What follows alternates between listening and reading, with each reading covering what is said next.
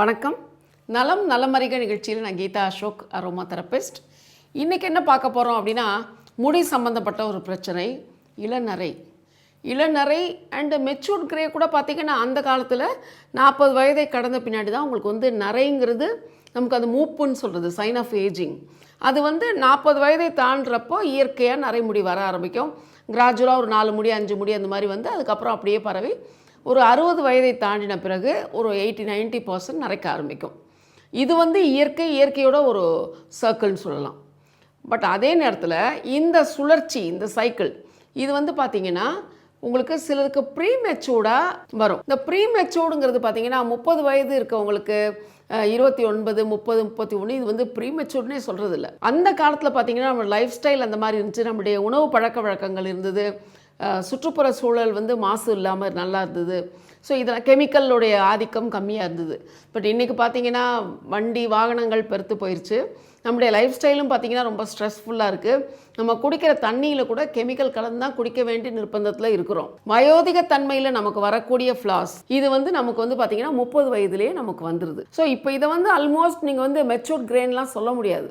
32, 33 வயதில் உங்களுக்கு நரைக்க ஆரம்பிக்குதுன்னா அது உங்களுக்கு சாதாரணமாக இயற்கையாக வரக்கூடிய நரை அப்படிங்கிற மாதிரி தான் எடுத்துக்க வேண்டி வரும். முந்திலாம் 20, 22 வயசு பிள்ளைகளுக்கு நரைமுடி வர்றப்போ அதை ப்ரீமெச்சூர் கிரேன் நம்ம சொன்னோம். பட் இப்போ 7 வயது 8 வயது குழந்தைகள், 5 வயது குழந்தைகள் பிறக்கிறப்பவே 2, 3 வயது சின்ன சின்ன சிறார்கள் அவங்களுக்கு கூட பார்த்திங்கன்னா ப்ரீமெச்சூர் கிரேங்கிறது சாதாரணமாக பார்க்கக்கூடியதாக இருக்குது. ஸோ இதுக்கு என்ன காரணம் இருக்கலாம் அப்படிங்கிறத நல்லா தெரிஞ்சுக்கோங்க.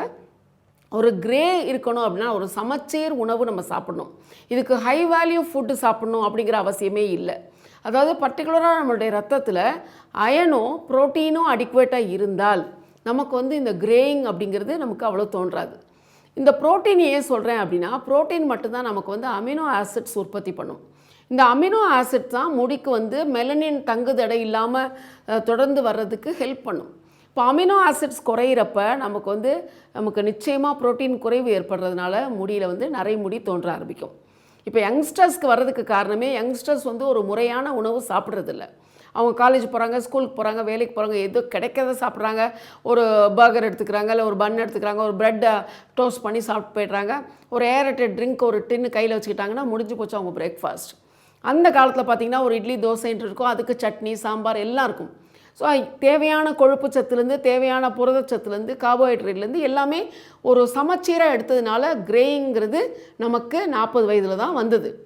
இப்போது நம்ம எல்லாமே உணவு பழக்க வழக்கங்கள் மாறினதுனால இள வயதில் வரக்கூடிய நரைங்கிறது தவிர்க்க முடியாமல் போகுது. ஒரு முடி நரைமுடியாக வந்துவிட்டால் அதற்கு உலக அளவில் அதில் திரும்ப அதை டேர்ன் பண்ண வைக்க மெடிசன் கிடையாது.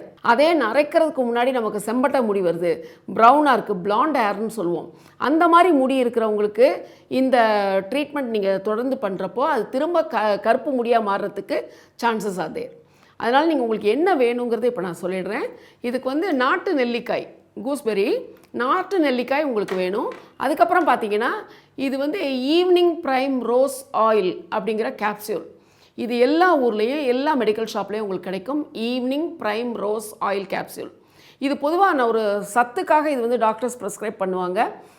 பல்பிட்டேஷன்ஸ், அதாவது படபடப்பு இருக்கிறவங்களுக்கு பார்த்தீங்கன்னா ஈவினிங் ப்ரைம் ரோஸ் ஆயில் ஒரு 35 வயதுக்கு அப்புறம் டெய்லி ஒரு கேப்சியூல் சாப்பிட்றப்போ அது நமக்கு நல்ல ஒரு சப்ளிமெண்ட்டாக திகழும். அதுக்கப்புறம் என்ன வேணும் அப்படின்னு பார்த்தீங்கன்னா, நாட்டு மருந்து கடையில் உங்களுக்கு இதற்கு பேர் கரிய பவளம் அப்படின்னு சொல்கிறது.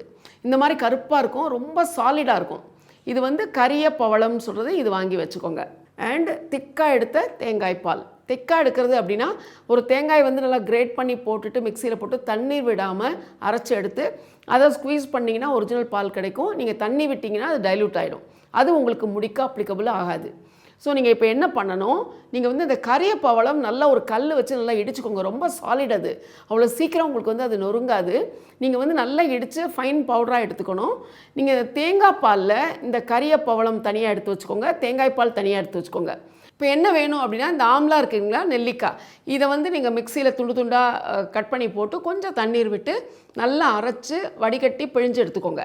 இது ஆம்லா ஜூஸ், அதாவது ஒரிஜினல் நெல்லிக்காயிலேருந்து எடுத்த நெல்லிக்காய் சாறு. இந்த சாறு ஒரு 100 ml எடுத்துக்கோங்க. 100 ml எடுத்துகிட்டு அதில் இந்த கரிய பவளம் வந்து ஒரு 20லேருந்து 30 கிராம் நல்லா இடித்து அந்த தூளை போட்டு நெல்லிக்காய் சாரோட கலந்து அடுப்பில் வச்சுருங்க. அடுப்பில் வச்சு நல்லா சிம்மில் வச்சுருங்க. அது நல்லா திக்காக சுண்டி வரணும். வந்தது பின்னாடி அந்த டிகாக்ஷனை தனியாக வச்சுக்கோங்க. அண்ட் இந்த தேங்காய் பால் இருக்கு இல்லையா, 2லேருந்து 3 டேபிள் ஸ்பூன் தேங்காய் பால் எடுத்துக்கோங்க. அதில் 2 நம்பர் இந்த evening prime rose oil capsule இதை வந்து கட் பண்ணி நீங்கள் வந்து தேங்காய் பாலில் 2 கேப்சியூல் கலந்து வச்சுக்கோங்க. இது ஒரு நாள் விட்டு ஒரு நாள் உங்களுக்கு டைம் கிடைக்கிறப்போ இந்த ட்ரீட்மெண்ட் பண்ணுங்கள். கண்டிப்பாக உங்களுடைய அந்த செம்பட்டை முடி மாறி திரும்ப கலரை மாறும், கருப்பாக மாறும். இப்போ நீங்கள் முதல்ல என்ன பண்ணணும், இது 2 ப்ராசஸாக பண்ணணும். முதல்ல இந்த நெல்லிக்காய் சாறில் வந்து நீங்கள் கரியப்பவளம் கலந்த அந்த கொதிக்க வச்சிங்க இல்லையா, அதை வந்து உங்கள் முடியில் நல்லா அப்ளை பண்ணிக்கோங்க. ஸ்கேல்ப்லையும் அப்ளை பண்ணி நல்லா ஒரு கிளிப் பண்ணி மேலே ஷவர் கேப் போட்டுக்கோங்க. ஒரு மணி நேரம் தலையில் அது ஊறிக்கிட்டே இருக்கட்டும். அதுக்கப்புறம் ஷாம்பு போட்டு வாஷ் பண்ணிடுங்க. ஷாம்பு போட்டு வாஷ் பண்ணி தரோவாக ட்ரை பண்ணிவிட்டு ஒரு 2-3 மணி நேரம் டைம் எடுத்துக்கோங்க.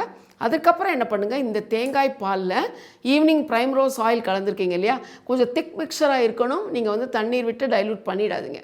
ஒரு 2 டேபிள் ஸ்பூன் எடுத்திங்கன்னா போதும். இதில் வந்து இந்த ஈவினிங் ப்ரைம் ரோஸ் ஆயிலை கலந்து நீங்கள் காட்டனை அதில் டிப் பண்ணி உங்களுடைய முடியை ஒரு ஸ்ட்ராண்டாக எடுத்து நீங்கள் முடியில் வந்து காட்டனை வச்சு நீங்கள் வந்து தடவணும்.